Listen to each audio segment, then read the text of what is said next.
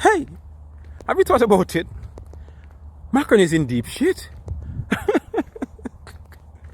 Wait, France is protesting on a daily basis, and some of the most serious levels of protest I've seen in my life, you know. And then he still have his role to fulfill, which is international agenda, but his African entities are now turning against him. I think they're, well, like I say, Africa is waking up. So the African entities has woken up, put it that way. And I'll say no more to France. I saw Macron making a speech recently, and you could see the concern on his face. Mate, what would have been a decent legacy if you had walked out on your last presidency, as opposed to go back there? Has now turned into what is going to be a damning one for the rest of your life. Because look at that. Look at that. Yeah, but one thing I never realized though is that so much of France's foreign wealth was coming out of that region of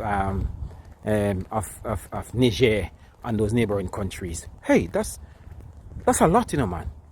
I didn't realize that, honestly.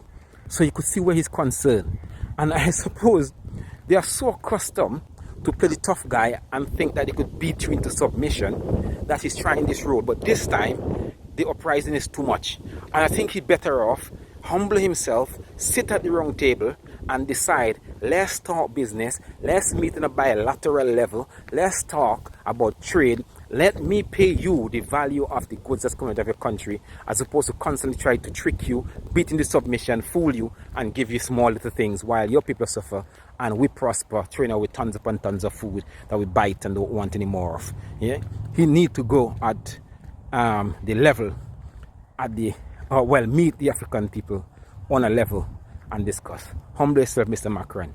Your whole empire is literally falling apart. Internally, locally, regionally, and now you're going internationally. Poor Mr. Macron. Hey!